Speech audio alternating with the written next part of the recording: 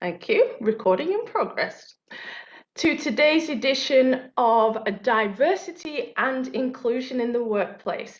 So today we're going to be talking about the future of work. Now that is currently a hot topic because we're all sat wondering, what does the future of work actually look like? So we have some fantastically wonderful speakers in the house today. We have the wonderful Sandra Mitka, who's joining us today from Finland. Let everybody give Sandra a little clap, use your reactions or on your camera. We have Jacob Thomas, who is joining us from Australia. Hello, Jacob. Giving us a nice regal wave there. We have Astrid Sundberg, who's joining us here from Oslo. And we have wonderful Chizimu Daisy, who's also joining us from Oslo. Yay. Now, I didn't introduce the speakers, only their names, because I will ask the speakers to introduce themselves to you shortly. I will start, however, by introducing myself. So my name is Hyacinth Walters Olsen.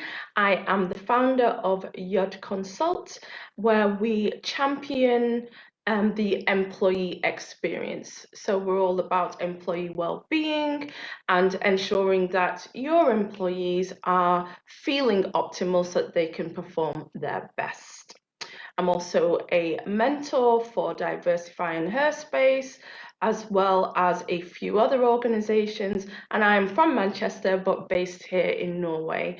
I'm the moderator for these diversity events and have been doing so for the past year, so that's a quick introduction to myself. So I'd just like to say this is a conversation. We would like you to get involved. It's not a performance. I always like to start by saying that. So please don't sit back and expect to be entertained. We would like you guys to get engaged. So we would like you to use your reactions. If there's something that you feel really resonates with you, let us know that. If you're not on camera, we can't see that something's resonated with you. So please use your reactions. If you are on camera, let us know. Use your body. Give us a high five. Give us some shoulder bounces, nice Wakandan X, do whatever it is you need to do to let us know something has resonated with you. Also, it's a 2-hour session. First 90 minutes, well, will be 80 minutes by the time I'm finished talking. The first 80 minutes will be the panel discussion, and then the last 30 minutes will be a Q&A from yourselves, a wonderful audience. So fire the questions at us, and please don't feel like you need to take it easy. Please, give us hard questions. The panel can handle it. Okay? All I would ask is that if you're going to ask a question, please preface whatever you're going to ask with question. And if you're going to make a statement, then please go ahead, just pop statement in the chat. Just pop them in the chat, and then we will come to you a bit later on. So before further ado, just there was a notification. This is being recorded, it is being live streamed, and I did make an announcement earlier that this will also be available on Spotify and other podcasts, wherever podcasts can be found. Right, so without further ado, let's move on. I'm going to come to our wonderful panel, and I'm going to ask you to introduce yourselves. So, Jacob, as you are the only man on the panel today, if you would like to go that route or not, we know that Jacob is our beautiful flower. So Jacob, as you're sitting there resplendent with your beautiful bow, I would ask you to introduce yourself first. Thank you.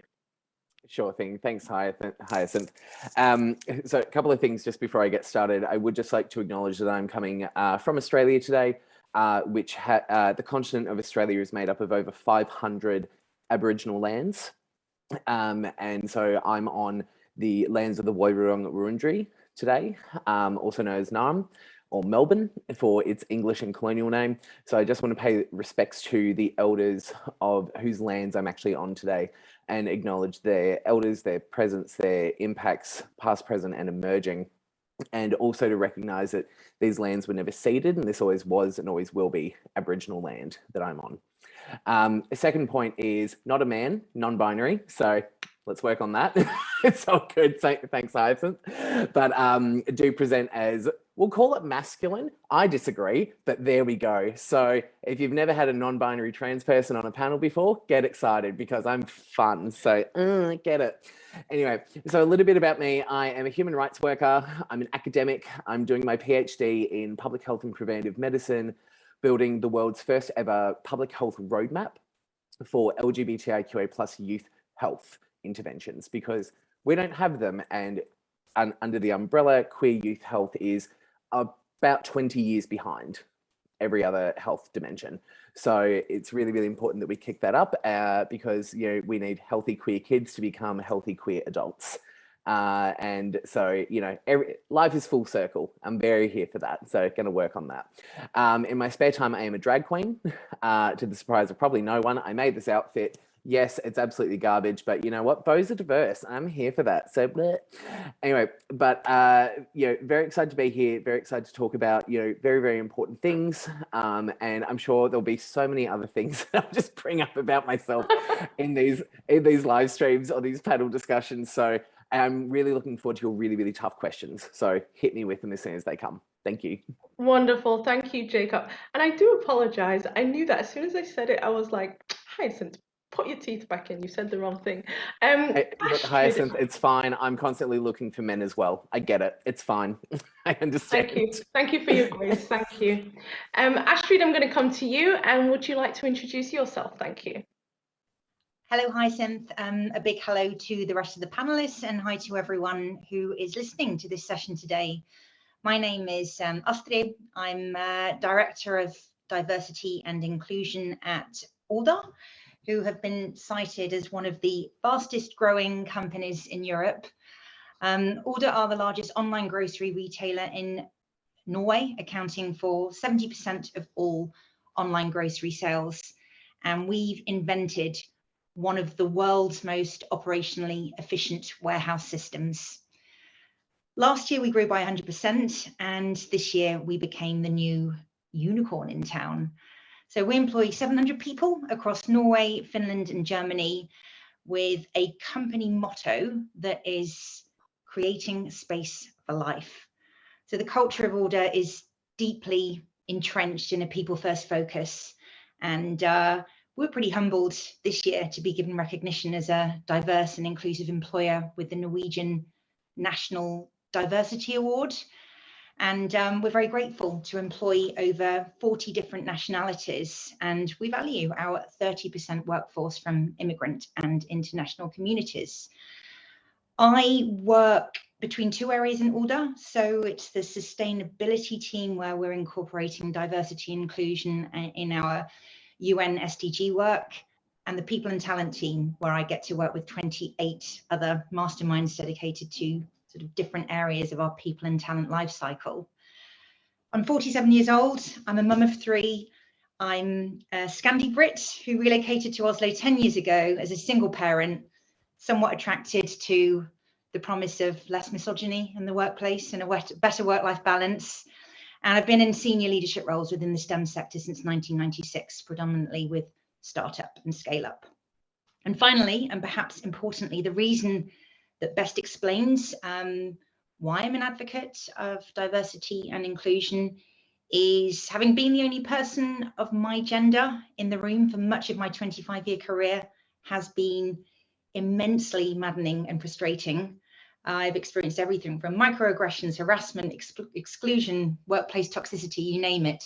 So I try to flip it by channeling my energies into being a fervent supporter of diversity and inclusion in the workplace. And I champion my beliefs through a lot of mentoring, advocacy, advisory, speaker, and volunteer work. I'm a huge supporter of the work being done by the Herspace and Diversify teams. I love what you do. I love the space that you create, and it's always a true pleasure to be invited along to these panels where the discussions are always on fire, especially when we have Jacob here. So thank you, grateful to be back here today. Awesome. Thank you so much, Astrid, and you really are a true champion of diversity. Thank you so much. Sandra, we come to you. Please introduce yourself. Hello, everybody. Hello, all panelists, all of you joining us today. I even see I have a colleague here. So Larry, thank you for giving me support today.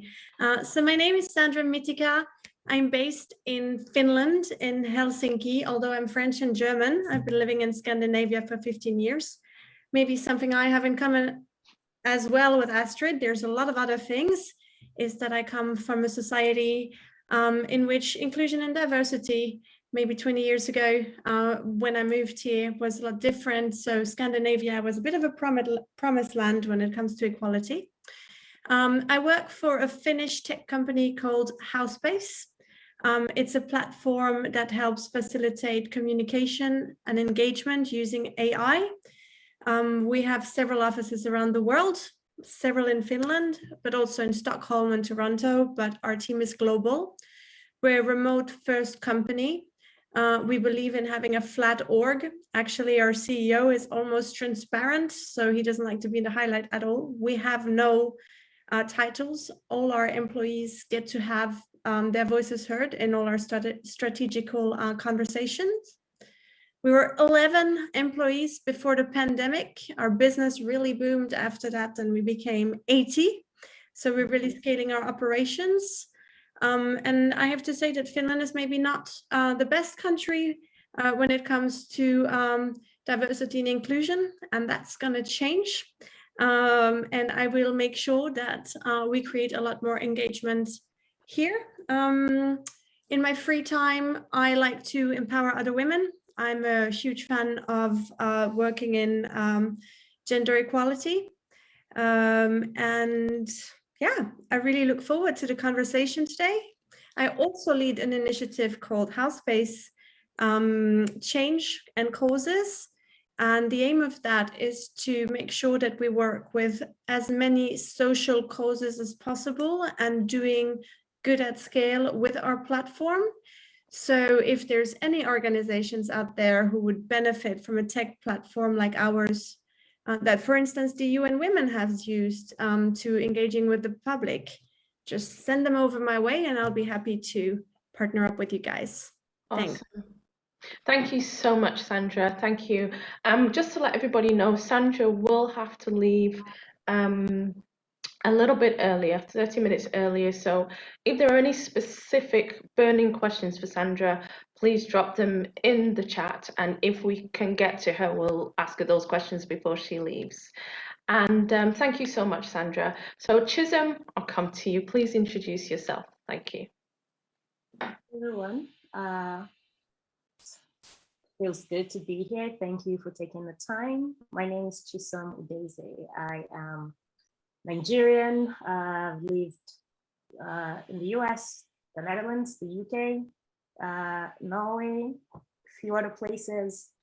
I am an economist. I am also an organizational design strategist and diversity and inclusion expert. Currently taking a fascinating course at Harvard University on diversity and inclusion management, which kind of feeds my need to call BS for the most part when I see things in workplaces or society that shouldn't happen. I am also the founder of Diversify in Her Space. So Diversify is behind this initiative. And yeah, I am a diversity or an inclusion enthusiast because I do believe that each and every one of us deserves space, and we need to create those spaces to speak truth to power and also to make changes that are impactful and measurable. So yeah, I'm happy to be here and engage in this conversation.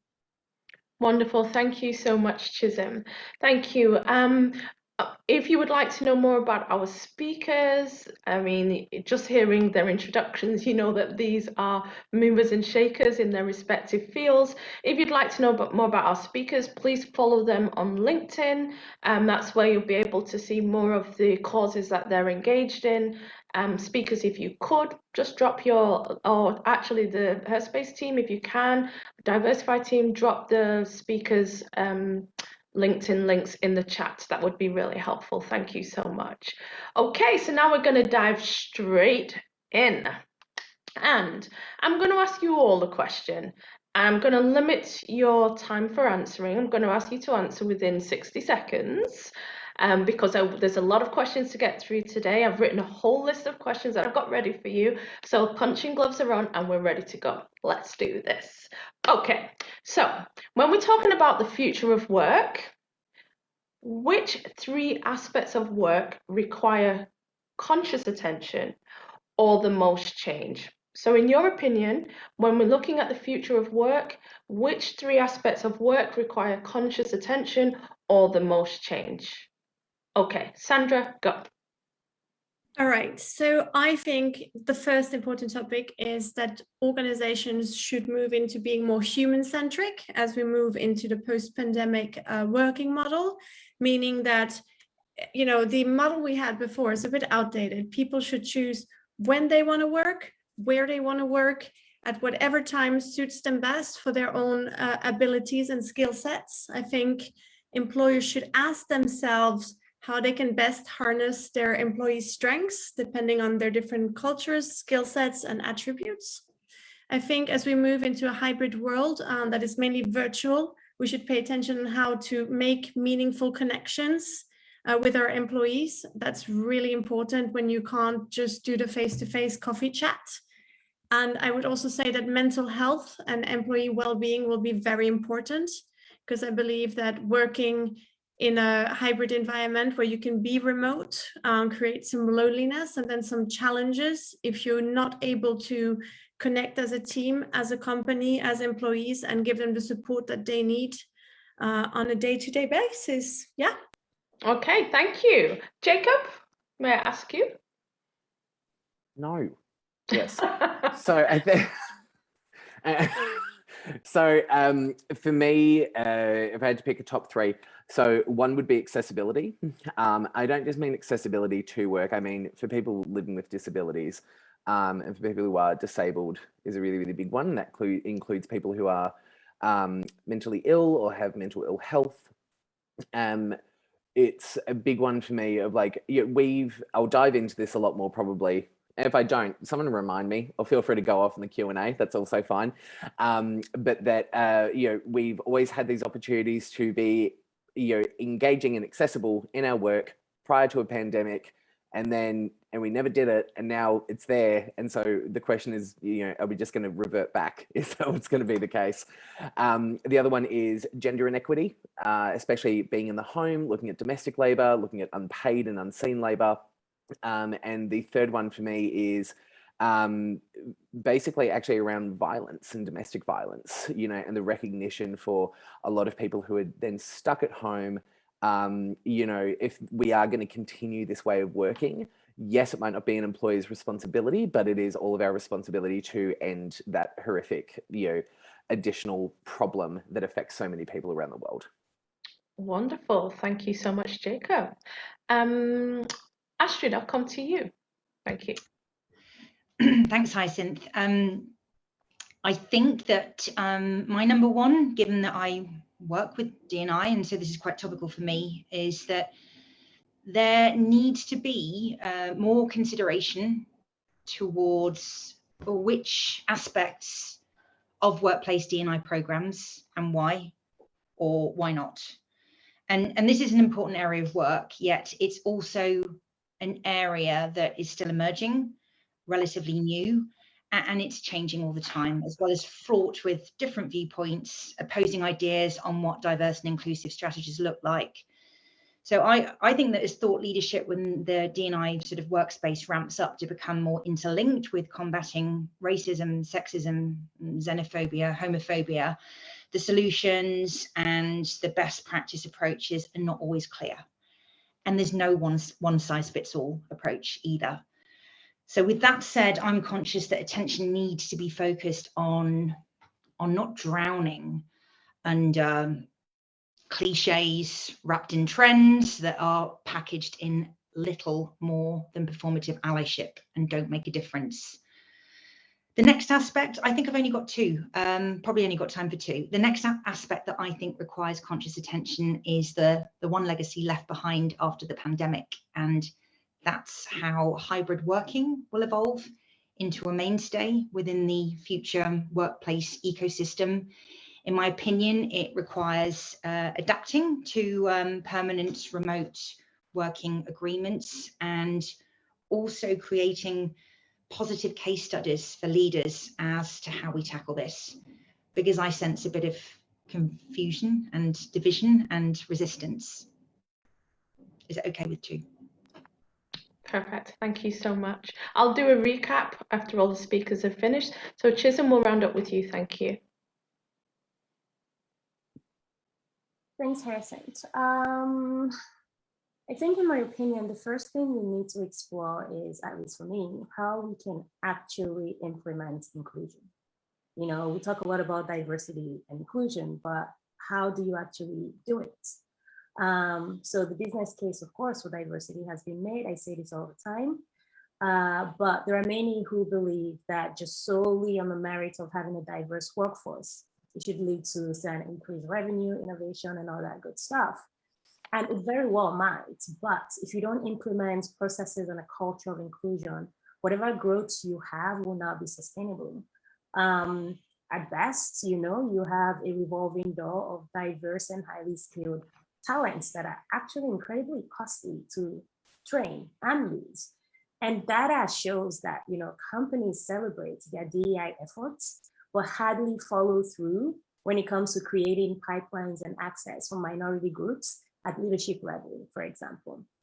The second would be leadership as a crisis of conformity. You know, we want to continue to do things the way we've always done them, even though the world is literally screaming at us to change. You know, think about climate, think equality, think equity, you know, think measurable inclusion and much more. You know, so where the future of work is concerned, you know, many DEIB efforts are affirmative at best, and leaders serve at the pleasure of the company. Again, you know, none of this is surprising, and you know, there's a lot of research that stresses that many of these companies, like I say, you know, they tout their focus on DEI efforts, but they don't necessarily follow through. And the last thing I would like to point out is, I think it's important to interrogate the intersection of authenticity, working from home, hybrid working, and technology, because due to the pandemic, you know, many of us have worked or are still working from home. And also try to think about what has it made us more aware of in terms of people's identity. You know, for example, my daughter has joined me on just about every Zoom meeting I've had for the first 1.5 years, you know, of COVID and lockdowns.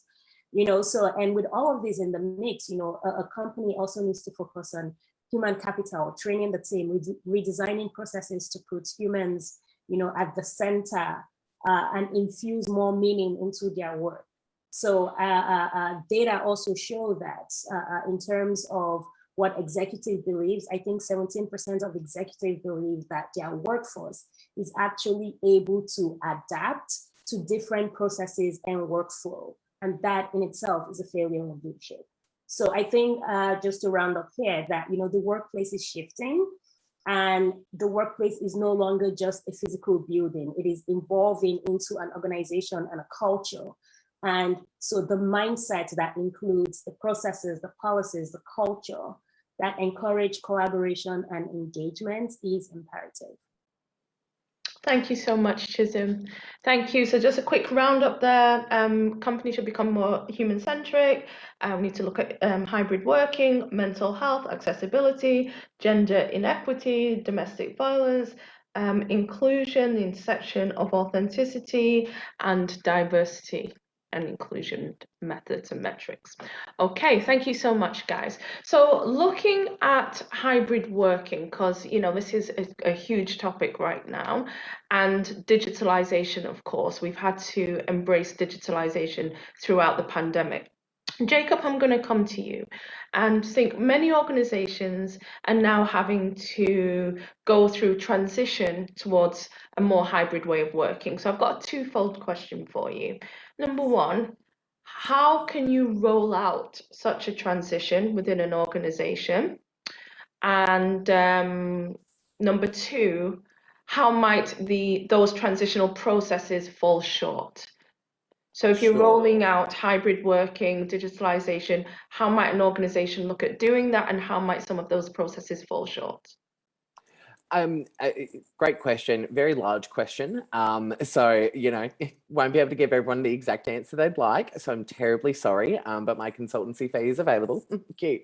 But I think that diversity and inclusion pay people. So I think, for the largest part, I work in a university, and I've got to give praise to the university I work in, because I think on the whole, they did a really good job for their workers. A lot of us have, we've been given devices, for example, or we were encouraged that if the university needed to pay for our internet, they would. It was just they were trying to sort of cover so many different bits and bobs that could happen, that could be covered through their pockets. And I think that is a very, very generous and smart way to do it. They didn't have to, but it would have looked really bad if they didn't, for example. But I will say is that higher education in Australia, just to give a great example, is being really harmed at the moment by a really sincere, big lack of support. We've lost a lot of staff, and the higher education sector will continue to do so. So even in that, our leadership, I think, are incredibly kind and generous and are good at what they do. They looked at, where are the gaps? What can we feasibly do? They increased carers leave. They just said, if you need time off, just talk to your supervisor and take time off. And supervisors and managers were told, give your staff time off. So they tried to, it's going to be an imperfect feat, but whether you're a really big organization or you're quite small, like, you're gonna need your staff to do the thing. So just look after them as best as you can. And if you can't provide them with like the actual tools, just admit it, and that's okay. Like, work through it, like, work as a team. I think where I've seen it go poorly is where leaders haven't actually led. They've just tried to keep quiet about it, suck it up, do it, and just pretend like there's nothing wrong. And just like debt, it doesn't go away like that. You can't just ignore the problem away. So where effort has been put in, I would say, is better than just pretending everything's fine. So just do what you can at the end of the day. What was the second part? The second part was, how might some of those transitional processes fall short? Great, there we go. Thank you. Yeah. And I nearly went there, and then I had to catch myself. Okay, it's okay. It's what it is. Look, I think the other part of it is, when you're trying to sort of build these kinds of processes to support your staff, for example.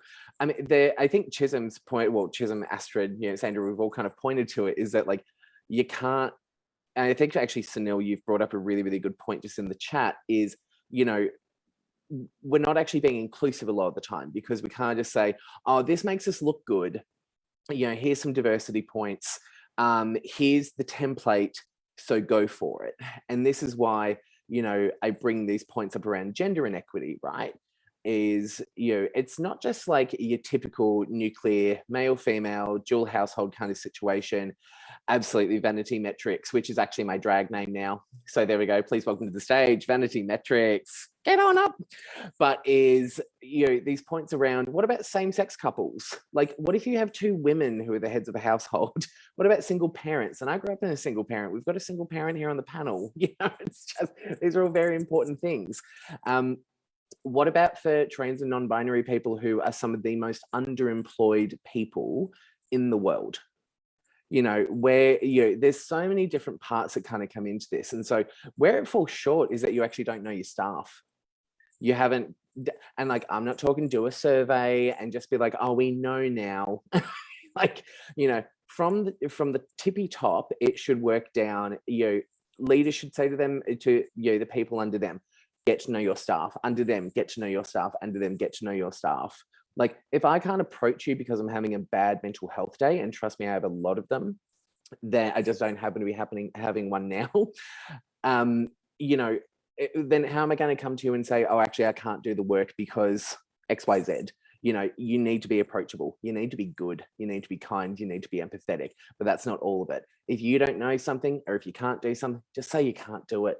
And then also cut me some slack, because that prevents me from being able to do the work. So that's, you know, in a nutshell, be a good person, start there, and then you'll be generally all right. Awesome. Thank you so much, Jacob. Something so simple that you said there is, do you actually know your staff? And I can't tell you, I've worked with a lot of leaders, a lot of companies, and so many people do not know their team members. And that is such a simple thing to do, but you know, it's not prioritized. Thank you. You brought up some amazing points there. Thanks so much. Okay, Sandra, I'm going to come to you. So in terms of digitalization and tech, which companies do you feel are doing it right? And could you address some potential challenges, current and future challenges of hybrid working, remote and hybrid working? Those are great questions. Before that, I was raising one hand, now I'll raise two. Yeah. I wanted to applaud and kind of chip in to what Jacob was saying, because I definitely agree that, you know, some of the challenges moving forward are, you know, do you know your organization? Do you know your people? Do you actually give them the space to show up as who they are when, you know, they need support? Do they have the right tools to do the work that they need, depending on, you know, who they are and what kind of accessibility needs they have? Do you have all the, you know, health packages in place? So I definitely think that that's a very, very important metric going forward in hybrid work. But to answer your question, Hyacinth, when it comes to, I guess, digitalization and tech, who is doing it right? I feel I'm going to focus on Finland because this is really my geographical area. And I would say that, of course, my company is doing it great, although we have a long way to go before we are, you know, better at what we do. But I think our platform is good. So Housepace is doing a great job as a company, because we are a flat organization, because we actually, you know our peers. We have several, I say, kind of help mechanisms to include all our employees and to have their voices heard. So we have several health packages that we offer for various issues that our employees may have. We also have other employees coaching employees. So I'm a leadership coach at Housepace, and I'm also a goal setting coach, and some of my colleagues have, you know, different coaching that we offer, and we actually make sure that all our employees take care of these packages. So this is an example. There's an amazing company in Finland called Future Rice. I don't know if some of you might have heard of that company before, but it's a company that is developing and designing digital service products. They have grown so fast. I think they have 600 employees, but they already have like over 40 nationalities in the company. And actually diversity and inclusion is very high on their agenda. And they make sure that they give their employees the flexibility to work according to what suits their life situation the best. And I think something that we look at in our company is a lot about usually, you know, life doesn't, at least in the traditional model, leak into your work. But we make sure that life leaks into our work. So we have a philosophy of giving a freedom to employees to approach their work as they see fit. So because it's very dark in Scandinavia, if in the middle of the day there's a ray of sun and you feel you really need to, you know, get out and get that vitamin D to keep you going throughout the day, we'll let you do that. Or if you want to have a meeting, like our CEO, this is a true story. He had a meeting, an important one, and he was picking apples from a tree at the same time while listening to conversation. So, you know, really letting our people be who, you know, they want to be, because as long as we let them do that, they'll be the best at their job. So the second part of your question was about, I guess, current and future challenges in such a model. Yes. And I think I'll go back to what I mentioned earlier. To me, you know, creating meaningful connections with others is important, because when you create connection, when you actually open up for vulnerability, I mean, you get the best out of people, right? When you can really face somebody without having this mask on that we actually all as humans, you know, keep on most of the time in social situations. So I think creating a space where people can be vulnerable and create connections when they can't meet face to face. So that's something that is a challenge, and I believe that that will require a lot of effort for companies, how to encourage participations at all levels of organizations. And so the way we do that, for instance, is that we make sure that we engaged all our employees in strategic decisions. So we do that 4 times a year. We all talk together on a platform. It's a communication platform to a certain extent. And we make sure that we mix different employees from different teams in different locations, so that we all get to know each other, we all get to talk to each other, and we all encourage vulnerability together. And from there on, you know, we'll make a strategic decision. So I think that's really important, engaging all our employees in our policy-making processes, and making sure that, you know, everybody's voices are getting heard. I had a really bad morning today, so everybody, I'm oversharing here. But I showed up at work and I didn't have the best situation, and I think I approached this with a lot of honesty. And, you know, my teammate said, "Do you need a day off, Sandra? Would that be okay? Just, you know, go ahead and take one." So I think whatever encourages just being yourself and being free is something that people will need to take into consideration, because it will be a challenge when you can't meet people face to face and work remotely. Thank you so much for sharing, Sandra, and we thank you that you didn't take a day off, because now you're here and sharing with us. So thank you so much, and thank you for the wonderful points raised there. You know, bringing back in again what Chisholm was saying about the intersection of authenticity. You know, we've seen a lot more of that now, where we've been on Zoom calls with meetings and seeing people in their natural habitat or just in natural environments doing things, and it's become normal. You know, we're not aghast anymore, we accept it. So, you know, that's a great thing. Okay, so Astrid, sitting back looking all pretty there with your motif on the wall behind you, but now we're going to throw some hard questions at you. So hybrid working, it's still quite a new style of working, and I say that kind of tongue-in-cheek because I worked for a company hybrid for 8 years in 2011, 2003 to 2011. So, but for the world in general, it's still quite a new style of working, which brings a lot of challenges to some of the managers who have to manage some of these hybrid teams. We're still in a somewhat experimental phase. So could you share some of your experience and insights on how managers can adequately and inclusively navigate hybrid team management? Yes, absolutely. I'm going to think of it first through the order lens, and I work with several team members who are working remotely in Sweden and in Finland.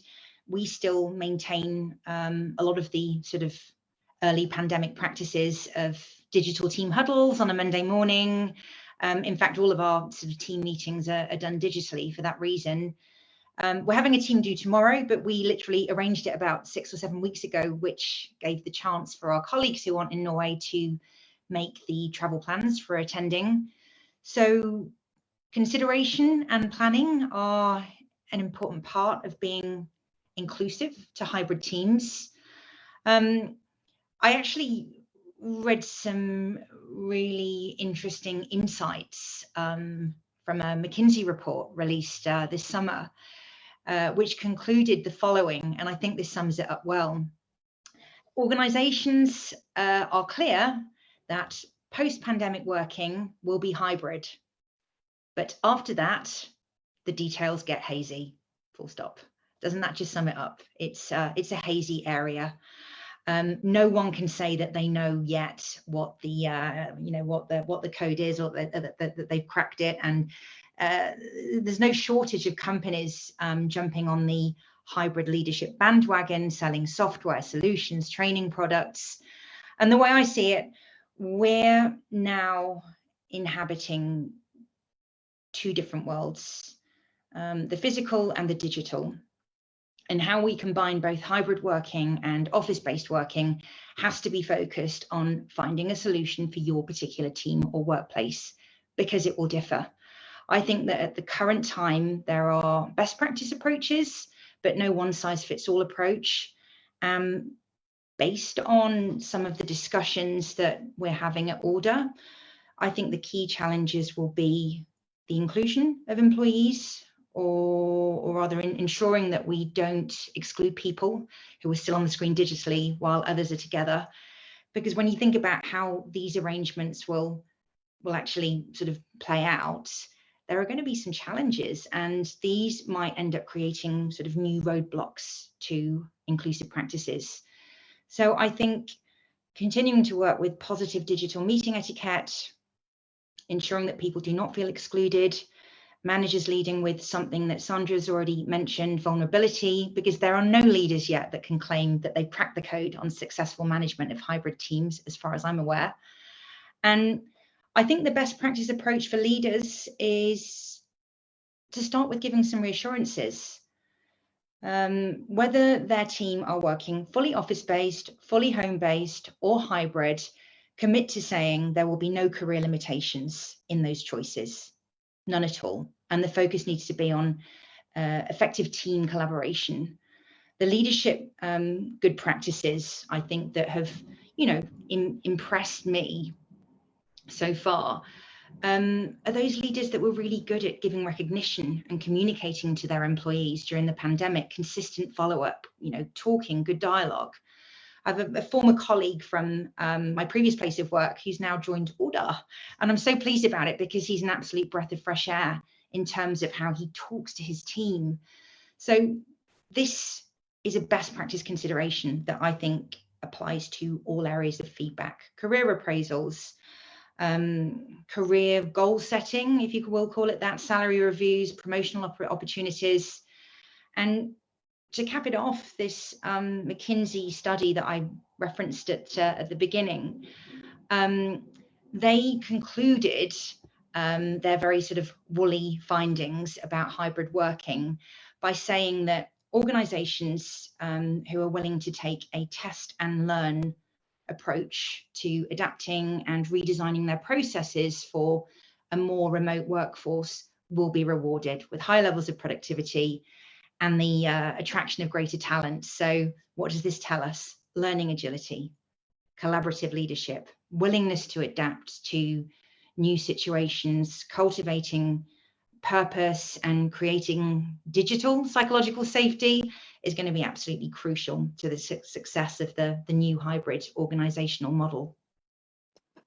Awesome, absolutely imperative, I would say. Thank you, Sunil, for what you shared. Just like to say thank you for all the questions that are coming in. We will get back to you in all of your questions in the Q&A section, so thank you. Keep firing the questions at us. And Sunil, thank you for sharing your experience, of working remotely.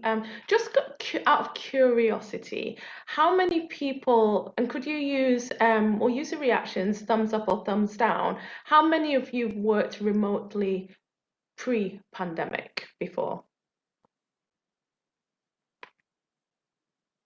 Oh, quite a few people have worked remotely. Quite a few thumbs up there.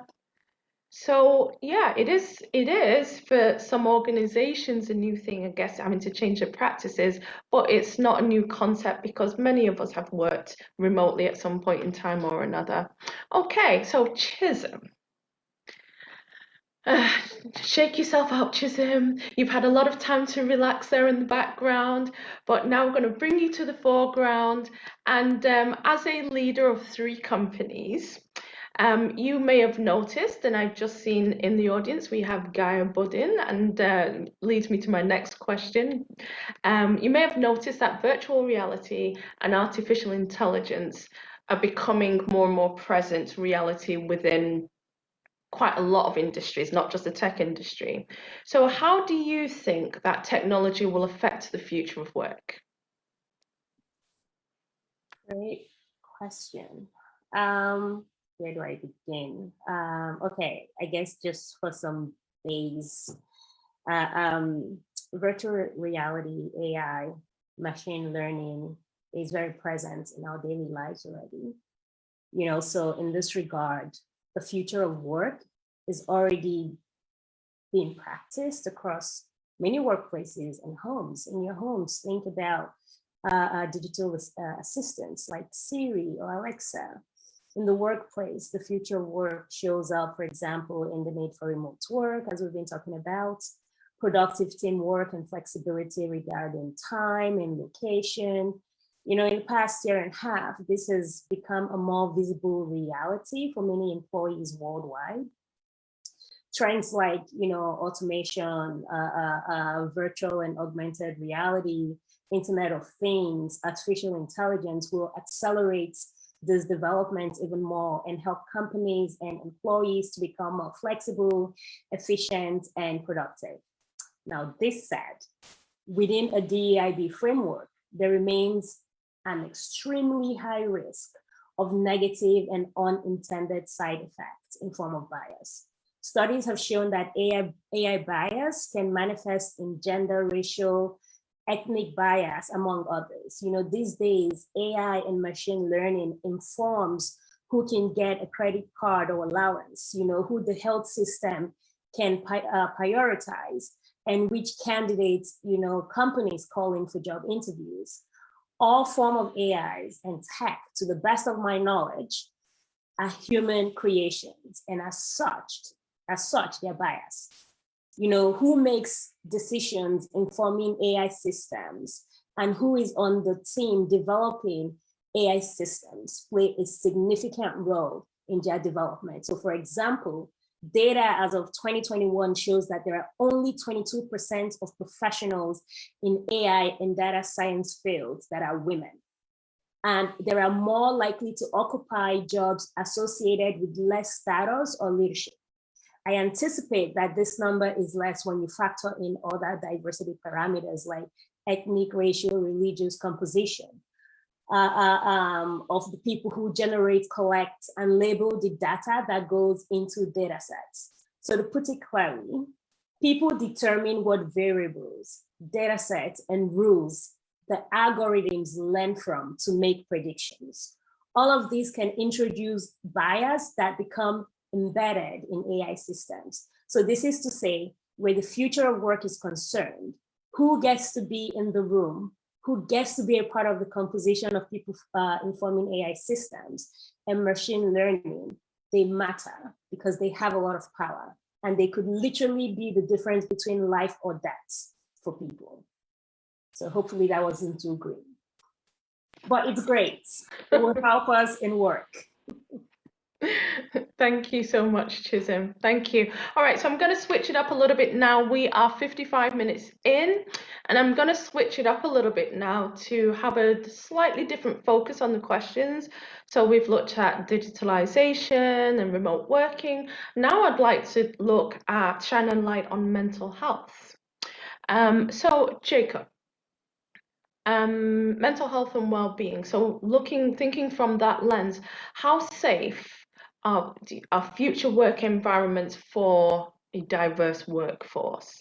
So how can leaders ensure to address the individual needs and challenges of their employees if they work remotely? Yeah, look, it's a really good question. We've just had data come out in Australia showing that, and I just want to make this very clear, very, very quickly, just as a content warning, I am going to talk about suicide just really, really quickly, but then I'll move past it. So we've had reports come out recently that last year, I say recently, in the past like few months, showing that last year, the first year of the pandemic, and Melbourne is now in the world's longest lockdown, that we had a reduction in suicides last year.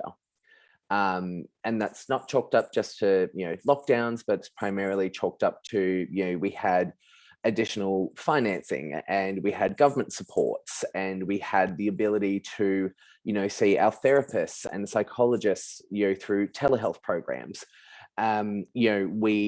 Some of us had a bit more flexibility throughout the day. I say this as someone who, I live with PTSD, I live with major depressive disorder, generalized anxiety and panic disorder. And those count as invisible disabilities. And let me tell you, they are incredibly disabling more often than not.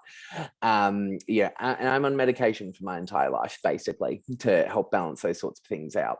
I have, started taking naps throughout the day, but because I'm tired and I need a nap and I want a nap because I'm tired.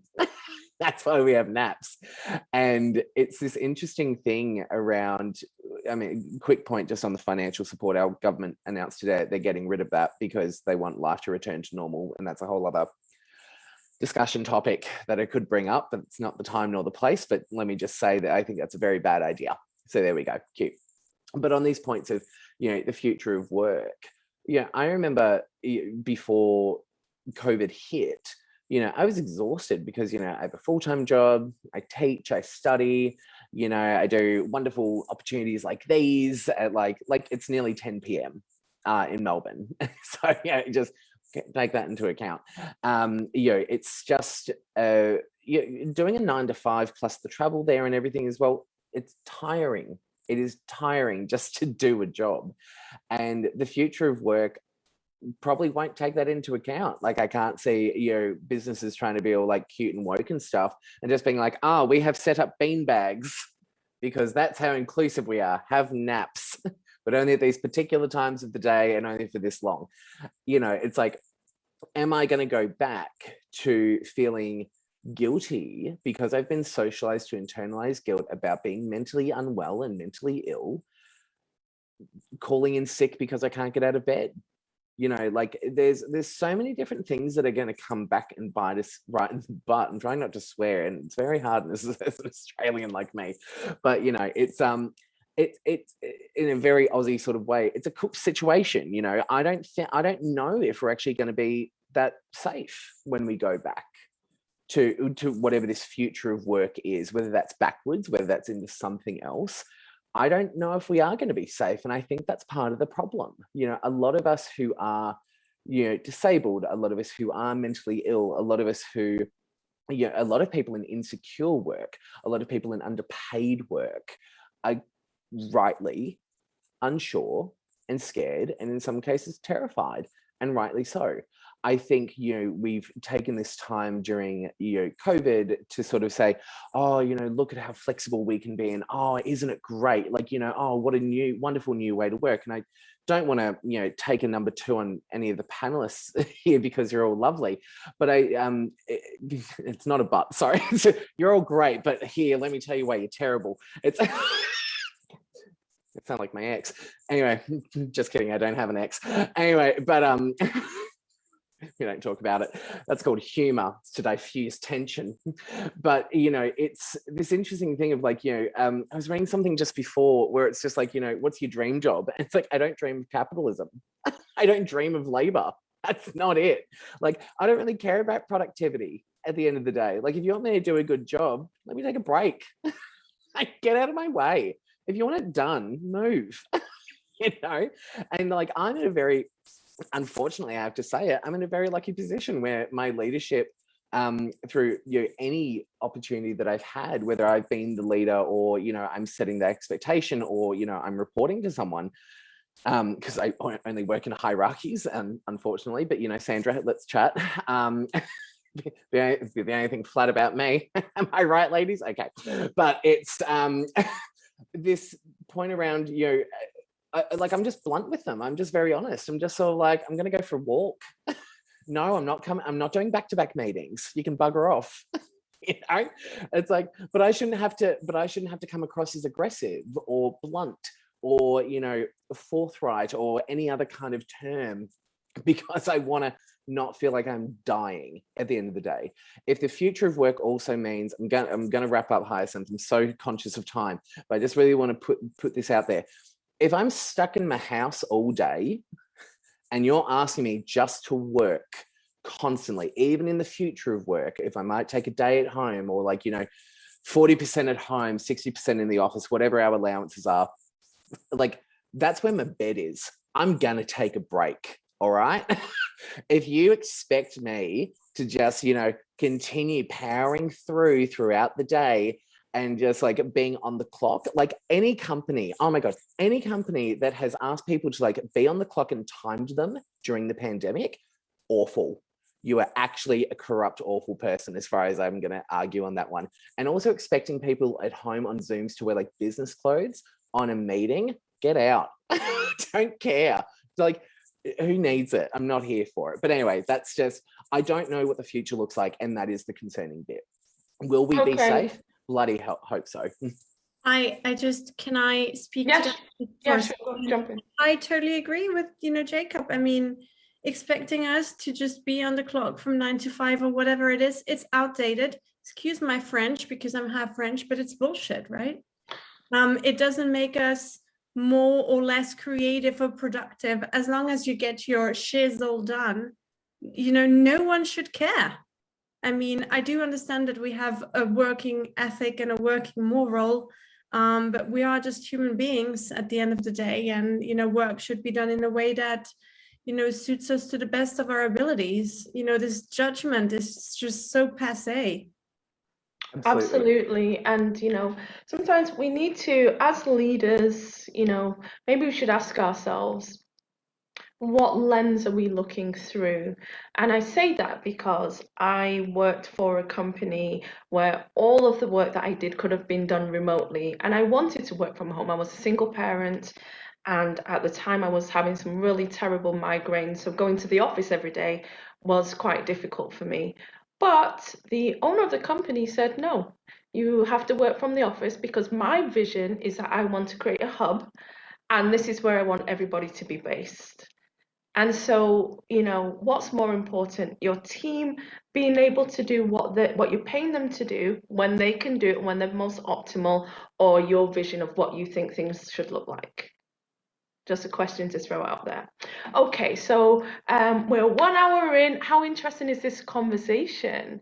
You know, lots of feedback already. You know, some people saying that, you know, they'd love to explore some of these questions even deeper. And so maybe there should be a part 2 for this. Well, this is what we like to do. We like to throw hard-hitting questions. We're not here to just scrape the surface. So again, all the participants, please throw your questions at us and we will try to get through as many in the Q&A section. Thank you so much as well for all the comments. I've been reading them, as you know, been listening to the panelists as well. So Chisholm, I'd like to come to you. So Jacob was talking there on quite on an individual level. So I'd like to come to you and shine a light on more of a collective level. So what does well-being look like for a team in its entirety? So how can we ensure good team chemistry? How can we ensure good teamwork? And, you know, have a healthy working environment in a hybrid or remote working model? Thank you. It's a tricky one.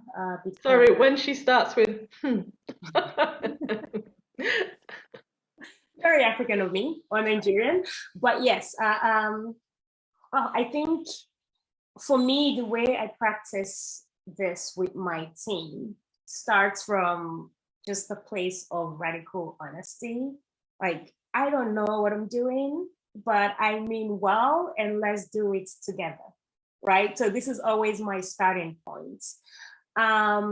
And what I have learned over the past couple of years, and I think that as a team, we have collectively done quite well in this regard. And I'm not just saying this as myself, I have checked in with them, they agree.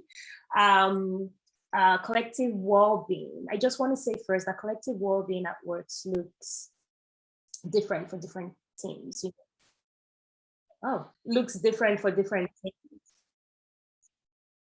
Okay.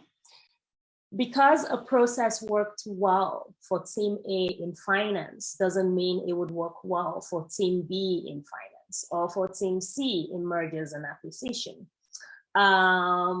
And sorry for all the finance term, I work in finance.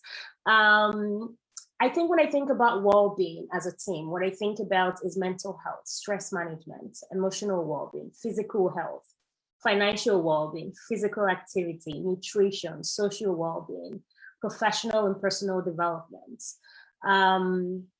As most full-time employees spend, I think, an average of 35 hours a week working, the culture and environment of their organization can greatly impact their well-being at a granular level. Things that can directly impact well-being includes, activity in the workplace. It's how much natural light do they get? On a social basis, it's relationship with managers and colleagues, collaboration with others, your ability to communicate honestly, policy in terms of fairness, equal pay and the like, and how HR manage what they should manage, and of course there's a psychological aspect where you think about stress, opportunity to learn and develop, autonomy, which a lot of us have talked about today, purpose, goal, and work-life balance, which should be a big one. So in order to ensure a comprehensive team culture and healthy workplace environment, what we do is we provide mental health, awareness, support, counseling. We encourage friendship to the comfort level of each person, because otherwise it can feel quite lonely to work, with people you don't have a friendly connection to or mutual respect for. So I think friendship or friendliness helps employees feel supported and also accountable to their teammates. For example, where deliverables are concerned. And this, of course, in turn improves productivity, performance, and general feeling of work, general good feeling of work and the workplace. So which means that overall employees will likely be satisfied. So how can you implement like a friendliness or a friendship structure? You can think about creating, say, a buddy system, or planning regular team outings or activities, which we do a lot. Another thing you can think of is creating a culture of recognition and praise. If someone does something, acknowledge them, recognize them for that work. And it shouldn't only be, the leaders, like in this case, me recognizing and praising my team. It should also be the team praising each other as well. And that is a culture that can be implemented. I think we do it quite well within my team. I think establish a level of flexibility for work-life balance, which we've touched on. I think it's important to continually assess workplace culture and environment, like interrogate the status quo, ask questions, ask uncomfortable questions. I think one of the things that I would like to improve on, which we haven't yet, is including, like fitness challenges. I know myself and one other team member, we do yoga, but it'd be nice to do something together as a team. I think micromanaging is something that should not be done. So I think that helps for team wellness. Focus on personal development. I think it's important to encourage your team to actually seek out the things they're passionate about, and where you can, support them to do it with time or finances. And lastly, I think what works for us is also letting the team set their own goals and work strategies, especially when they work from home. I don't care if you don't want to work, from 9 a.m. until 5 p.m. As long as you get your job done, in your time. I think having that autonomy is a beautiful thing. Lovely, thank you, Chisholm. So many practical examples there, which is fantastic. Just like to add to that, I mentioned earlier that I had a remote job from 2003 to 2011. I managed a team that was based in Norway, Denmark, Spain, the UK, and China. And we used to do things like have online dinners together, you know. Somebody could choose a wine and they could tell us all about the wine, and we'd have online games, we'd have online teams with the games, we would send random gifts to people, but I'd make sure that I had a schedule so that every single person on every team got a gift throughout the year. So nobody was excluded. It was just something simple, but people really enjoyed those little things. So that was how I, kind of went the extra mile to keep people connected. Okay, so we have about 20 minutes left of this section, and I'm going to move on shortly from mental health because I would also like to shine a lens, since we're talking about diversity on DEI initiatives. But Astrid, I'd just like to ask you, when we talk about the concept of workplace well-being for employees, can you explain why it's important and how it can be successfully applied in the workplace? So workplace well-being. Yes, thank you, Hyacinth. Sorry, I'm going to ask you to be I'm going to ask you to answer in like a minute because I would like to get through a few of the questions, and I know that might be difficult because you're passionate about it like myself, but just going to challenge you to answer quickly. 1 minute, okay. Yes. Starting right, timer now. Okay. A lot of inclusivity going on this panel, hey? I think that the future of wellbeing in the workplace, it needs to be high on the agenda in leadership teams. It won't work without buy-in and support from top leadership teams when it comes to endorsing wellbeing as a concept in the workplace. I can share an observation at Order. I haven't been there for that long, so our CEO, I guess he's a pretty busy person, running a unicorn company and all that.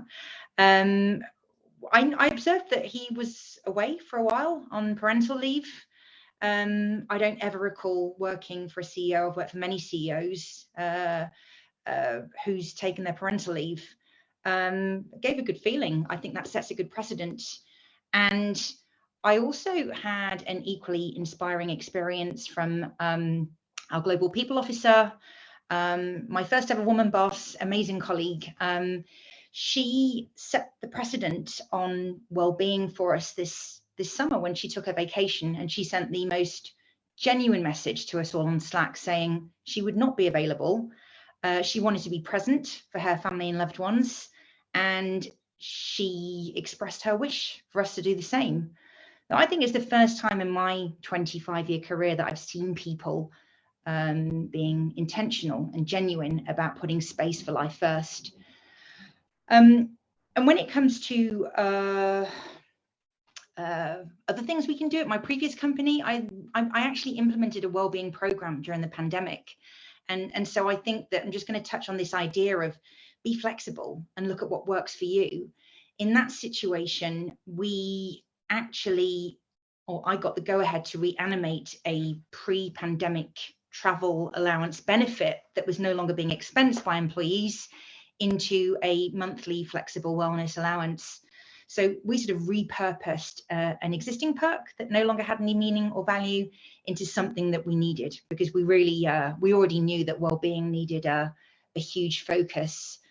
So that's a couple of ideas from me in my 1 minute. How was that, Hyacinth? You're going to give 1 minute to the rest of them as well? Yes, I am going to. We're going to plow through the rest of the questions now. We've got 15 minutes and I've got quite a lot of questions to still ask, and they are important. So, for example, the next one is about accessibility, and it's a very important topic. So, Sandra, an inevitable challenge to the future of work is actual accessibility of digital solutions and their tools for people with different visible or hidden impairments, disabilities, or challenges. So we really want to shine a light on accessibility here. So a lot of the current digital solutions recreate an ableist model of working. We've seen that. How do we ensure to not repeat the mistakes of the past and rather create a digital world which is inclusive and accessible for all? Yeah, it's a really tough one, right? Because I've actually done some research about that recently. And it seems that, you know, many digital solutions don't really even think about accessibility until further down their roadmap. So, you know, I think we're biased in a sense that we just create the solutions and, you know, tech tools from our own point of views. And so I think to create a digital world which is more accessible and takes into consideration people with disabilities, whatever they are, it's very important to, you know, when you create a product, to create how same information is passed on from a digital interface for a user who perhaps cannot see or hear. Especially if you use stuff like, you know, video or audio files or attachments, right? And this is something that, you know, most of us don't ever have to think about. So that's definitely a challenge. How do you, you know, transpire something that is digital and make it work for people with, you know, disabilities? So that's a big topic. So if I take the example of what we've done as a company, we've actually hired an expert, like a third-party expert who really addressed all those challenges to make sure that you know, people with disabilities could use our platform, you know, to the best that they could, so they could, you know, hear or, you know, see stuff if they had impaired sight, or, you know, how do we do it when somebody is colorblind? What is the best interface that, you know, conveys information? Or if you're blind, you know, how does the keyboard usage work? How does the screen readers work? So these are going to be, I think, big challenges for most companies to take into consideration, especially if they have developed products. And these, you know, very important considerations haven't been taken into account from the get-go. Thank you so much, Sandra. And yeah, that was a good suggestion there, Kevin. I saw that you just popped that in the chat. Okay, so we now have 12 minutes left of this section, and I would now like to look at DEI initiatives, as this is a conversation, you know, about diversity and inclusion, and want to look at the future of work and DEI initiatives. So, Chisholm, you know, DEI has become quite popular and you might say fashionable, you know, having conversations about this. But what challenges do conversations as they stand today present where the future of work is concerned? And like Astrid, I'm going to ask the whole panel now to just be really quick with your answers, as quick as you can be, so we can get through as many answers as possible. Thank you. So can I just like start with and leave it there? I'm kidding. Okay, so there are a number of things I could speak of, but I will limit myself to one, which is something that I've been reflecting a lot on since this Monday. And of course, I mentioned this earlier. It's the intersection of authenticity, showing up as your full self, and mental health. You know, lately there's been a lot of talk in the DIB space about psychological safety and showing up as your authentic self. It is therefore worth interrogating which parts of our authentic self is really encouraged to flourish. But I wager that those authentic selves that we're encouraged to bring forward are often quite positive. So hearing, or without stigma. So hearing people are phenomenal, assertive, loud, weird, quirky, direct, full of life, colorful, you know. So if we take, for example, a hypothetical person called Alex. Alex can come to work as a proud biracial queer person who is widowed and a single parent of 3 children, one of whom has a disability. say they live in the upper middle class part of town. They are the assertive and no nonsense type. They do drag on the weekend. It's inspired here by Jacob, and religiously sings in the choir on Sunday. All of this while being, you know, a complete badass when it comes to executing their deliverables and exceeding expectations. Now, this is the type of Alex we want to show up at work. But what if Alex was all the aforementioned and has bipolar, depression, and anxiety disorder? Can they bring their entire self to work?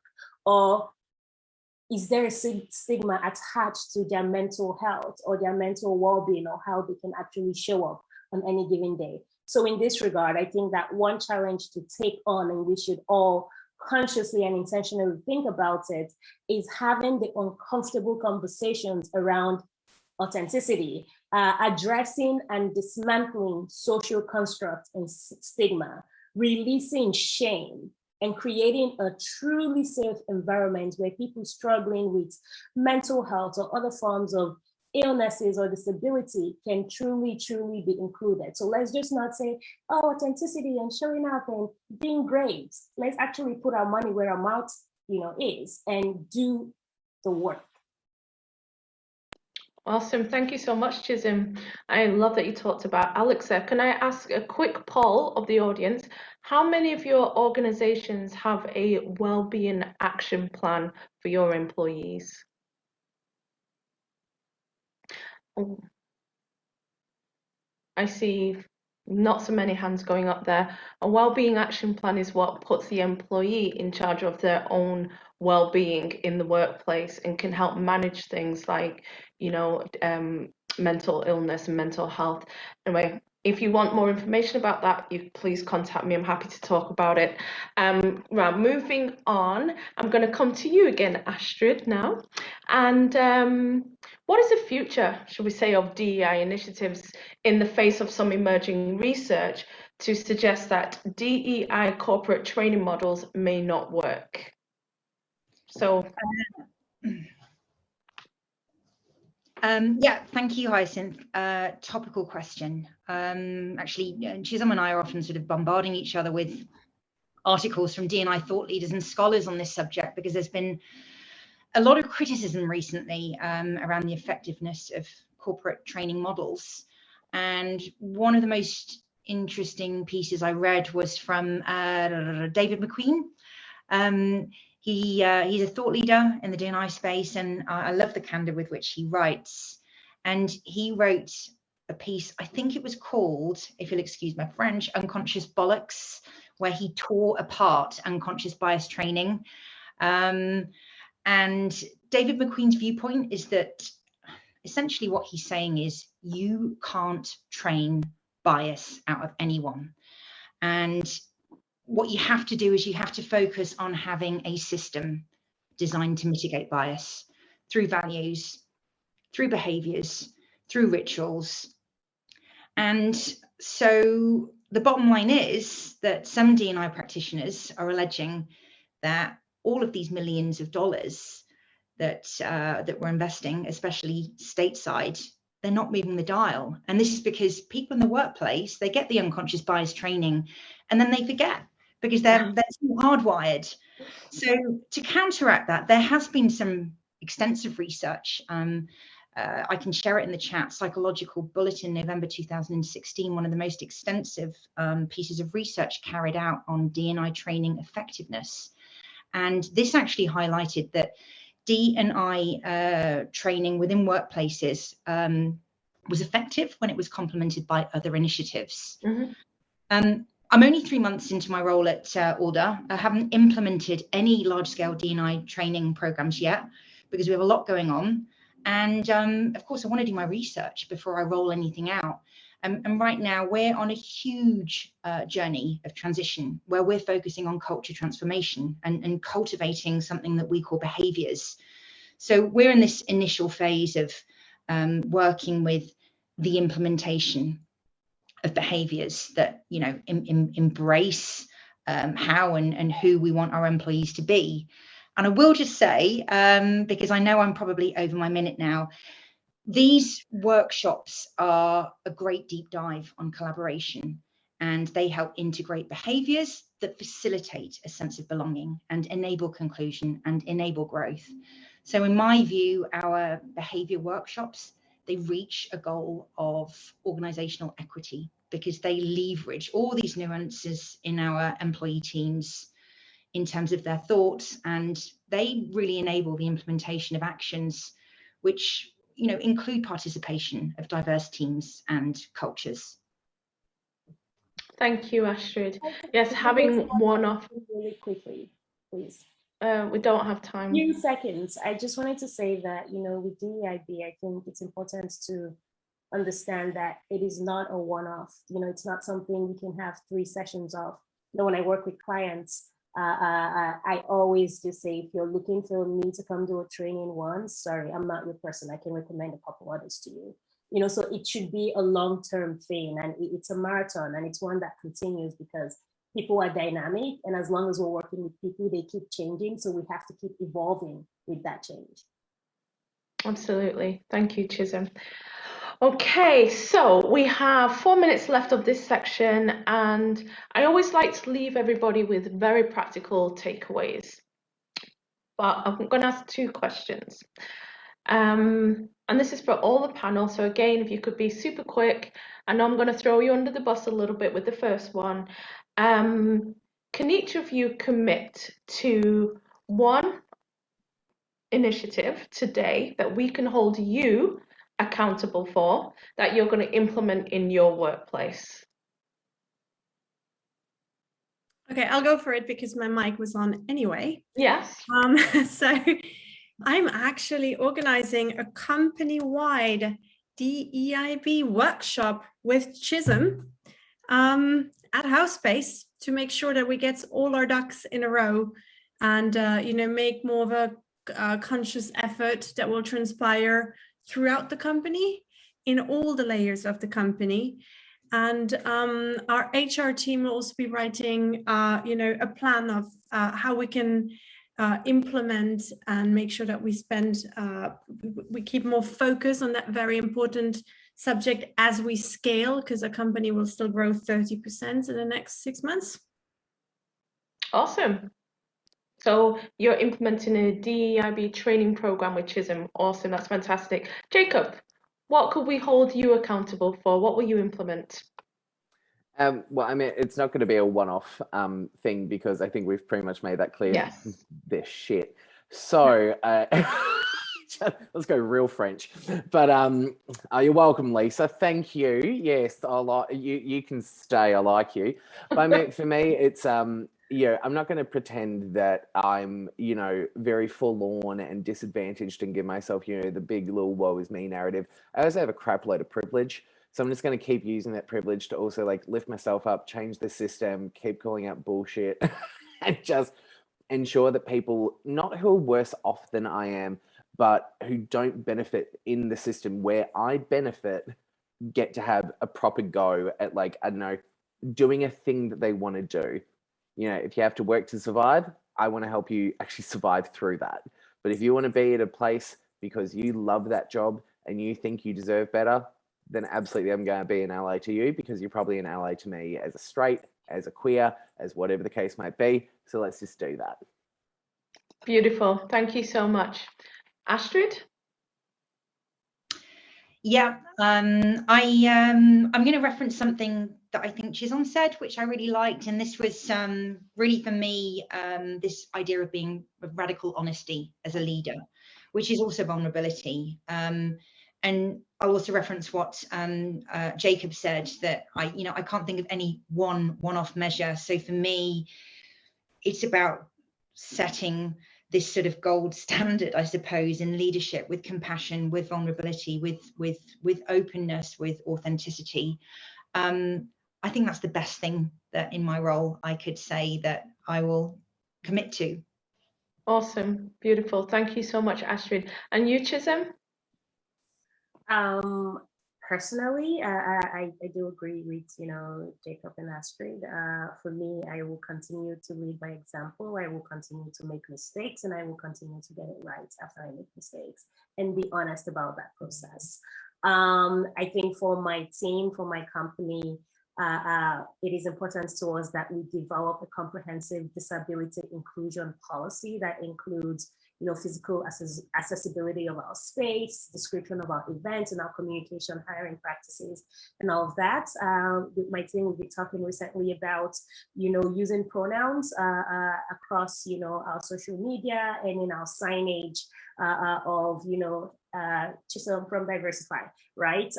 Just as a way to challenge the norm and also raise awareness, that not everyone identifies with this ridiculous binary. And I think as well with the team, do better check-ins, because I know that when I'm super busy, then we don't have a call and it's difficult.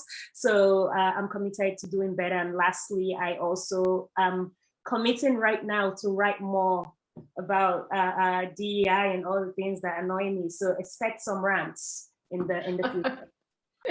Okay, so we're going to hold everybody accountable here. Sandra, are you okay though?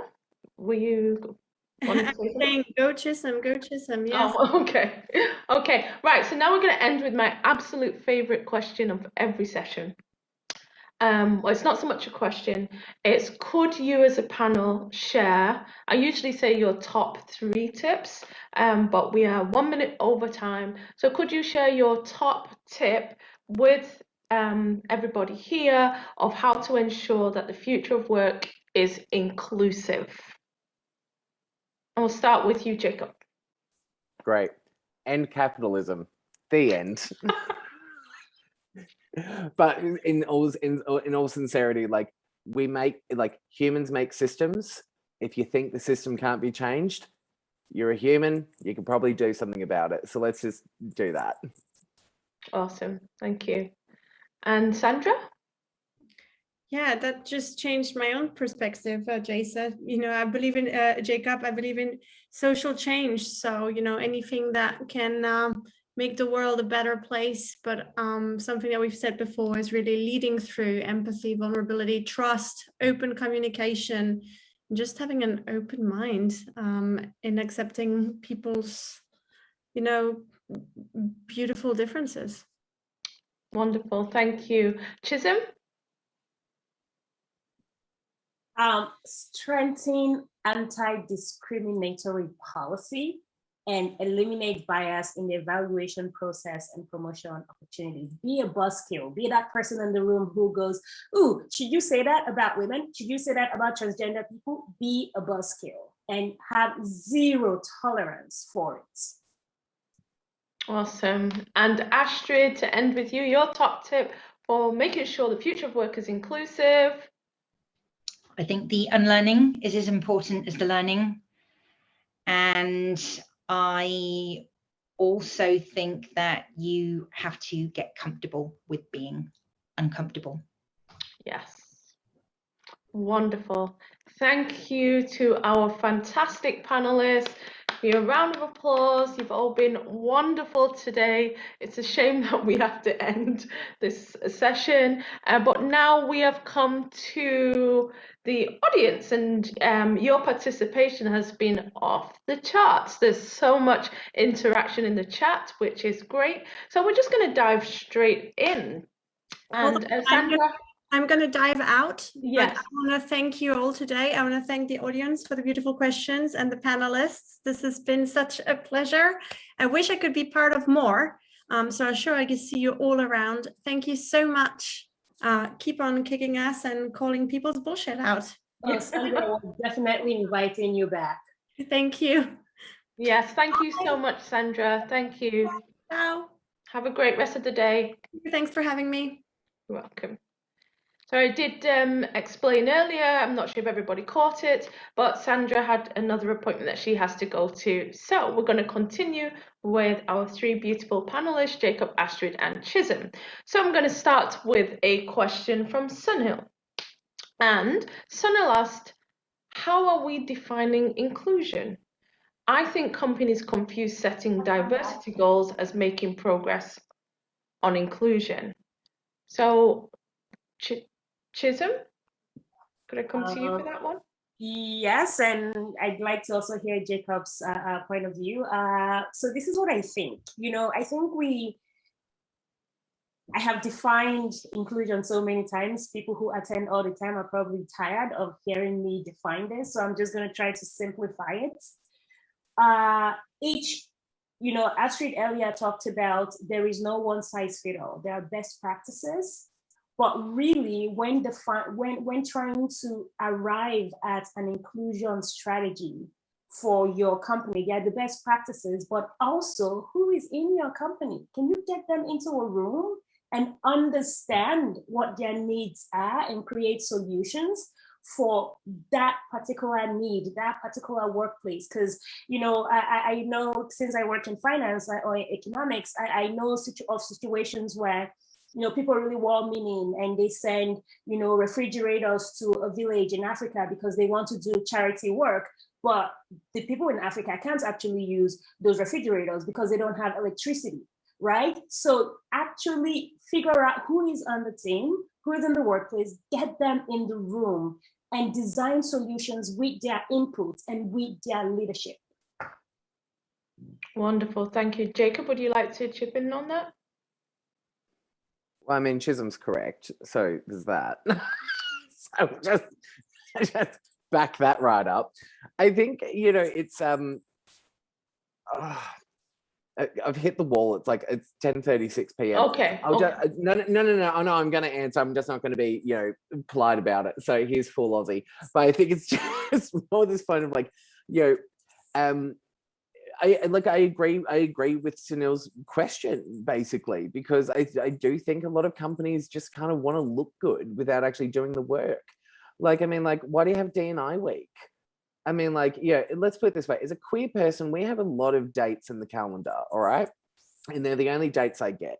And we have those dates for a very particular reason, to recognize, moments of joy and privilege and, success, but also like a lot of mourning and a lot of hard stuff and a lot of recovery from really, really awful things that only happened a generation ago and are still happening all over the world for us. You don't need the date if you're doing it right, I don't think we need diversity and inclusion week so that a bunch of people can get around the table, have a snack and just be like, oh, we're so diverse. Oh, we're so inclusive. Look at this. Oh, would you please look at all these gorgeous awards that I have for patting myself on the back?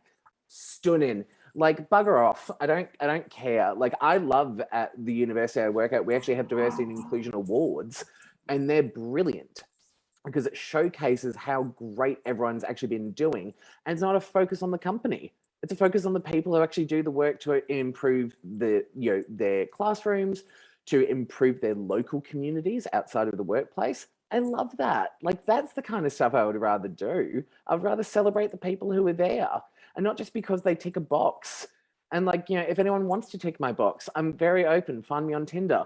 But it's this different point around, you're welcome, Angelique. But it's this point around, I'm not there to just be trans and just sit there and be trans and be pretty. I am those things. But also, I'm doing an Excel spreadsheet, champ. I'm not diverse because I'm doing that. Bugger off, Just celebrate people for doing great things. Don't celebrate them because it thinks it makes you look good. Not it. Yeah. Thank you, Jacob. Thank you. Astrid, I'm going to ask you this one. Eunice asked, post-pandemic, how can employers help parents transition better from paternity and maternity leave? So could hybrid working help parents or employees with work and family balance, for example? Thanks for that question. It's a really good one. Yeah, absolutely. I've already spoken to a lot of employees who, first of all, were part of the experiment in the pandemic where they were forced into hybrid working or working from home when they had babies. And I think that we can already see that was really beneficial for people, that there wasn't the commute, the rush, that you could have a slightly slower day if you'd been up all night. So I absolutely think there is an opportunity to use hybrid working measures for this purpose, particularly for parents to, I guess, ease back into work. And I hope that that's something that Alda and many companies will be able to do. I know myself, coming back to work after having babies, it's really demanding, it's really difficult. I would have really, really cherished the opportunity to have some working from home days. My kids are older and we didn't do that in those days, but absolutely, let's pave the way for some new working methods for parents to help them to be more productive and ease into work. Lovely, thank you, Astrid. Now, Gaia is asking, going back to digitalisation and remote working, what are your thoughts about cyber attacks against, private mobiles or bank accounts, digital systems, governments, etc.? How can we protect ourselves against our vulnerabilities of the digital world? That's a big,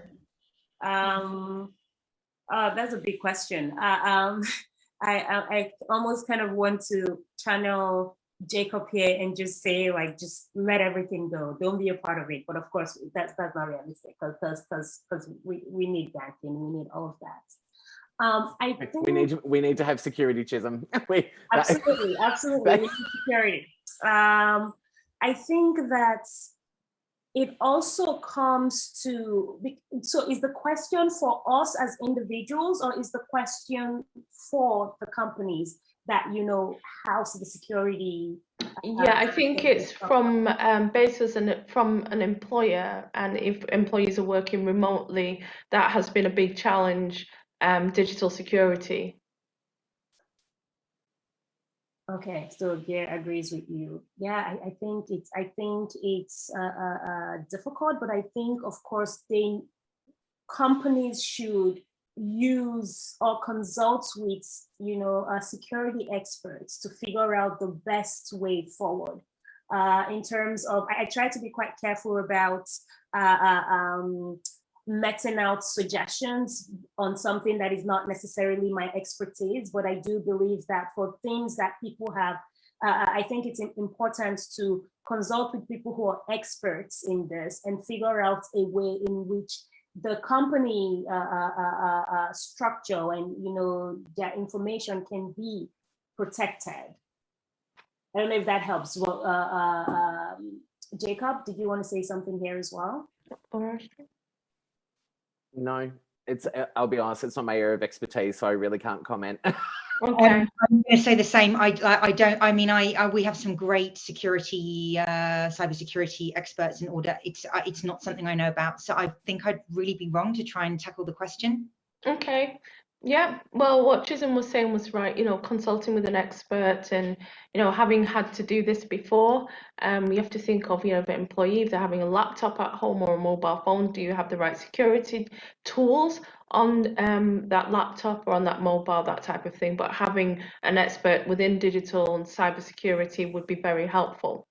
Okay. I want to say one thing, Hyacinth, that I've just remembered is I know that with hybrid working, we're having to be really careful about the privacy rules from certain countries that aren't covered by GDPR. Yeah. So when we've got people in certain countries that won't have the GDPR protections, I'm not going to mention any country names, so I don't want to make this political.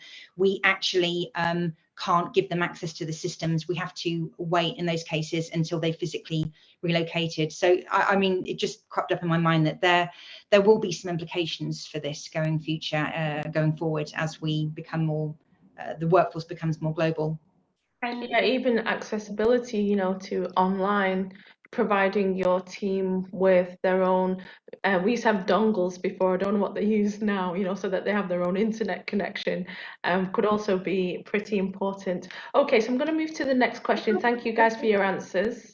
Hyacinth, one of my clients currently, in order for me to access their system, I have like 3 or 4 different things that I need to go through. I have an app I need to certify, and then I need to do something. So there's just a whole process behind it.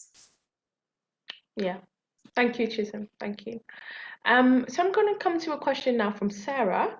And Sarah's saying, how can workplaces balance the individual's responsibility to provide self-care and a workplace's responsibility to provide the conditions for well-being in the workplace?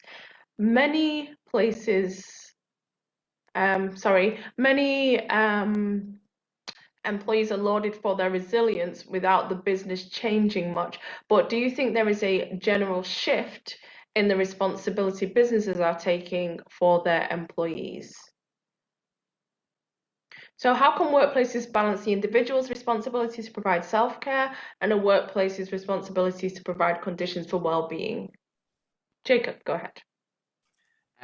Look, it's an interesting question, Sarah, but I think there's and it kind of is a but. I do apologize because I don't want to come for you on any of this.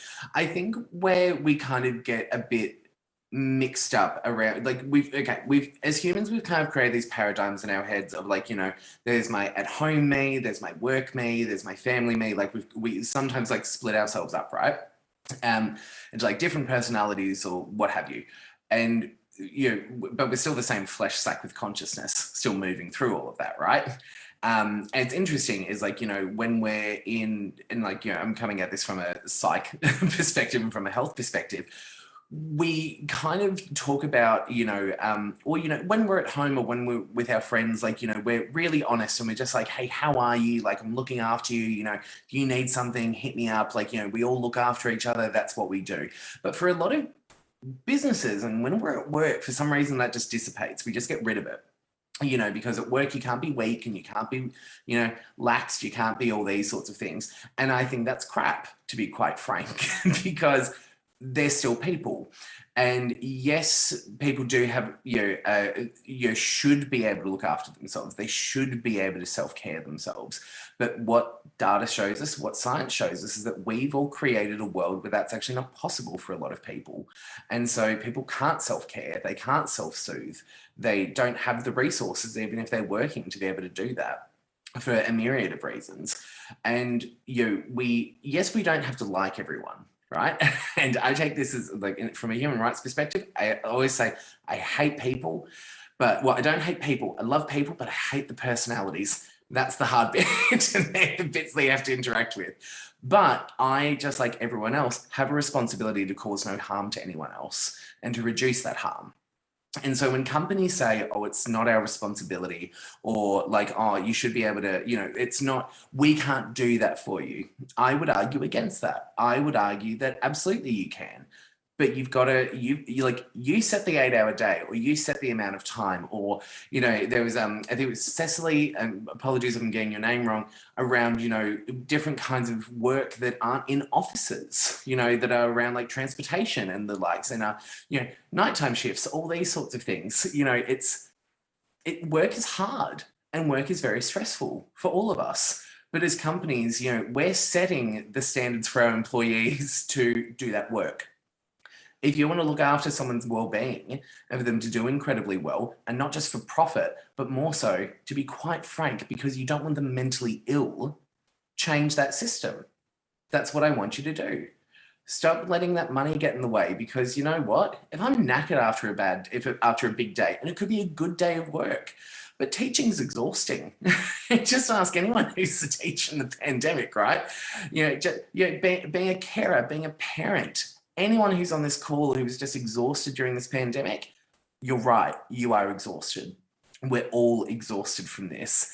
And you know, if I'm having a big day back in the office, if that's what the future of work looks like, or back on the truck, or, you know, back on conducting, or whatever the case might be, back as an artist, I can't wait to be back and being an artist, I might have a big day.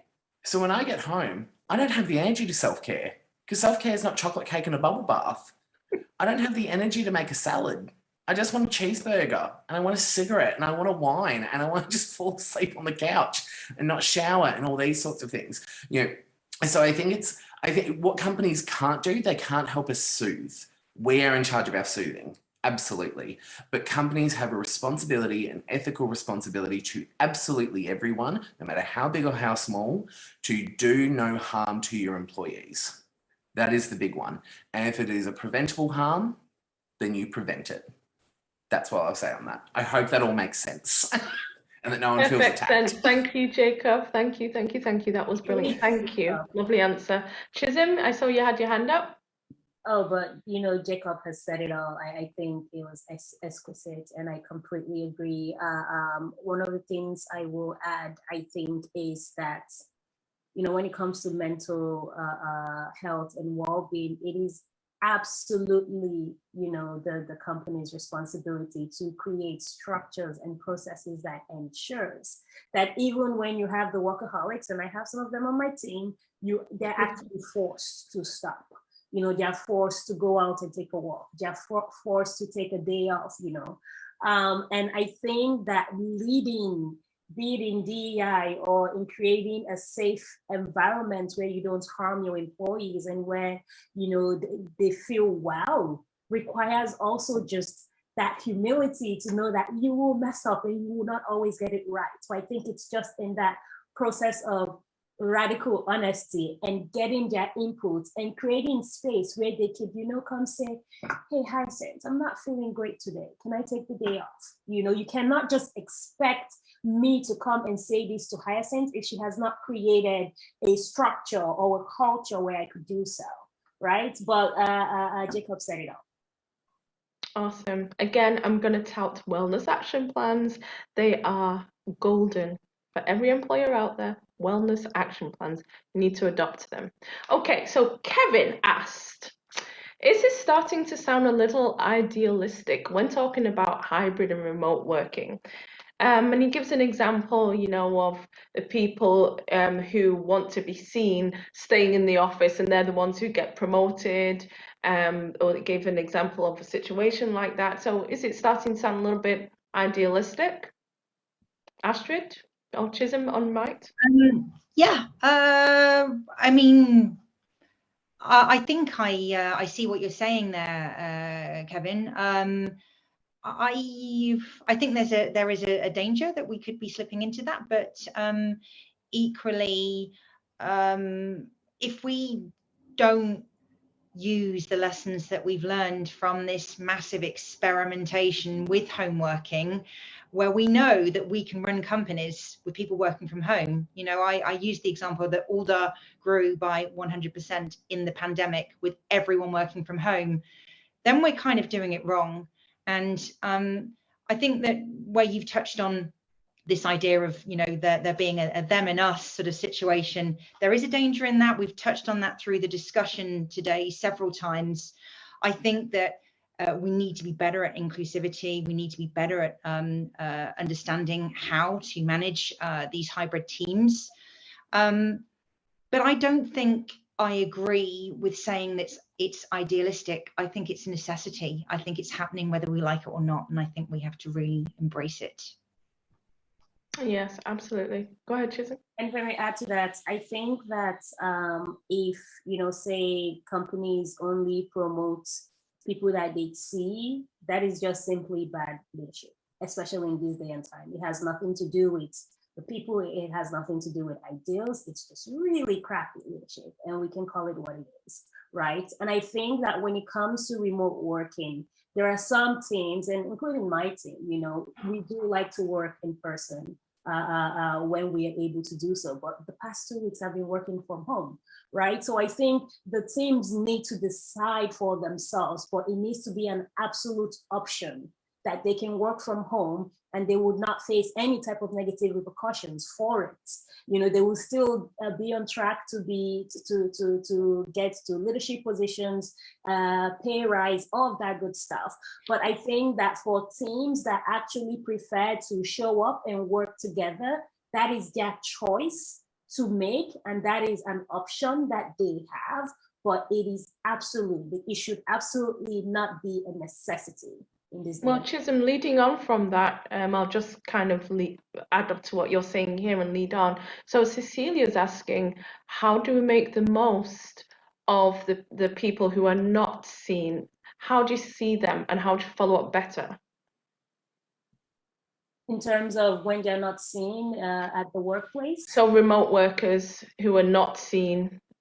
Well, I think Jacob talked about this earlier, where they talked about, you know, do you know your people? I think that's where the conversation begins. You know, I do not expect a CEO of a company of hundreds or say thousands of people to know each and everybody personally, but I do expect the managers and the managers' managers and the people under them to know the teams in which, you know, they run, or the teams in which they manage. So I think, and if you do this right, which honestly is not that hard, you can actually get to know the people who work with you, whether or not, I mean, I don't forget Nikki because I haven't seen her for 2 weeks, right? In person. I can see her on Zoom. I can have a phone call with her. There are different ways we can catch up. So I think maybe we all just need to stop being lazy and actually make an effort in getting to know the people who work with us and people who, you know, like, companies, your product is not what makes a company run. It's the people that you have that actually holds the company up. So I think if we follow what Jacob said, you know, it's just, we all need to know who works with us, and we can do that on a segmentation basis. Thank you so much. Okay, we have 4 minutes left and we have so many questions in the chat. But Lena was asking, can you share some policies around neurodiversity? I nominate Jacob. Poor Jacob. I Um, think this is going to be the last question. I was going to say, I don't have any examples, unfortunately, and Okay. I think that highlights how inconsistent it is. Like, I just want to say, if anyone doesn't have a disability and they're surprised about how crap it is, then I don't know, welcome. That's it. I think one thing I could add on neurodiversity is, you know, especially with all this silly, maybe not silly, but you know, these tests you have to take to figure out if you're a good match or fit for the team, or these psychometric exams and things like this. There are a lot of people who can not possibly do well, you know, on those tests, and whether they are neurodiverse or not, but then you reduce an entire person to a psychometric test or something that someone has worked on, and it's like, oh, fantastic. So I think on policies, there are quite a number of policies that I've read about, but I think one way is to remove things that automatically cause hindrance and build a wall for people. It's not a level playing field, and this is where equity comes into play. If I can just add to that, Chizom, we're actually trialing some, doing a pilot with some new software, which is specifically designed for leaders and hiring managers to understand how to lead people in your team who are not neurotypical. And I think that that's going to be a really important part of the future workplace, that there is greater inclusion and attention focused on leadership. Awesome. Thank you so much. This has been a phenomenal conversation. And sorry, there was just a quick thing in the chat here. Emma, could you answer in the chat quickly while I just do the roundup? She was going to answer a question there for us. Thank you so much. So thank you everybody for attending today. Thank you, Jacob. We know that it's late in the evening, so we appreciate your time. We know that you've already had a full work day before you joined us today. Thank you so much, Astrid. We appreciate your time. You've been spectacular. And Chisholm, thank you for this initiative through Diversify. It's been a wonderful initiative so far. I was tallying up some numbers. We've had over 4,000 people for the course of this last year that have registered attendance and that have attended this event. And, you know, we were counting how many countries people have attended from. It's been very well attended. The feedback has been so fantastic. Just to let everybody know again, this has been recorded. It will be on social media. We're also going to make these discussions available on Spotify and on Apple Podcasts and anywhere where podcasts can be found. So you'll be able to listen to this, you'll be able to share it. We always share the resources that have been mentioned with everybody afterwards. So don't panic if you were writing notes and you weren't able to get everything. There will be an email sent out to all registrants and you will receive the information. Thank you again. Thank you so much for your time, everybody. If there are any companies that are potentially interested in sponsoring future conversations, then please contact Chisholm or myself and we can have a conversation regarding that. Thank you so much. You're all fantastic. Thank you for your participation. Thank you for the questions. Thank you for the comments. You're also amazing. Oh, by the way, I'm doing this. Did anybody know that this hand signal, the emoji, is actually not praying hands? I found out yesterday that it's two people high-fiving. I didn't know that, so I just did that and it just popped back in my mind. But thank you to absolutely everybody. And Nikki put in the chat there, but we will also send it out to you. The next event we are going to be talking about accessibility. So that's going to be another great conversation. So thank you so much. Have a great rest of the day and blessings to one and all.